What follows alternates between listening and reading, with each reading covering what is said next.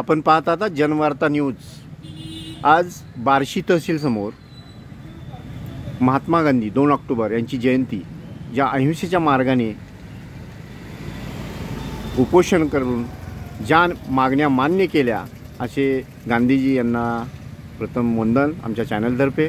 आज आपल्या शेतकऱ्यांशी आपण भेटतोय जे की बार्शी तहसीलच्या समोर हा जो अतिवृष्टी झालेली आहे, पाऊस झालेला आहे, त्या पावसामध्ये अतोनात शेतकऱ्यांचं नुकसान झालेलं आहे। त्या उपोषणासाठी आपल्या येथील बार्शी तालुका व ग्रामीण भागातील सर्व शेतकरी मिळून या ठिकाणी उपोषणाला बसलेले आहेत। उपोषणकर्ते माननीय ॲडव्होकेट राहुल झालटे साहेब, त्यानंतर उमाकांत ढावारे, मेहर साहेब व बाकीचे बापू चोबे, ॲडव्होकेट गायकवाड, ॲडव्होकेट तांबारे।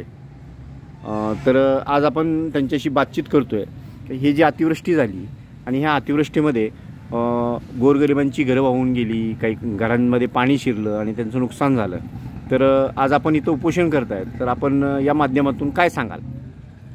आज 2 ऑक्टोबर राष्ट्रपिता महात्मा गांधी यांच्या जयंती दिनानिमित्त आपण शेतकऱ्यांना न्याय मिळावा या उद्देशानं बार्शी तहसीलदार यांच्या कार्यालयासमोर शेतकऱ्यांच्या मदतीसाठी आपण उपोषणाला बसलेलो आहोत।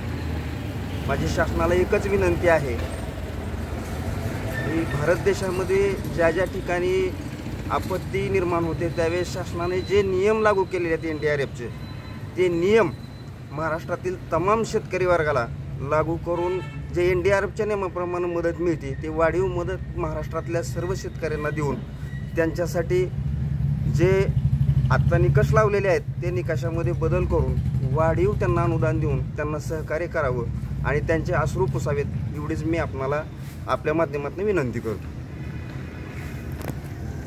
दुसरे एक शेतकरी आहेत मेहर साहेब, आपण काय सांगाल?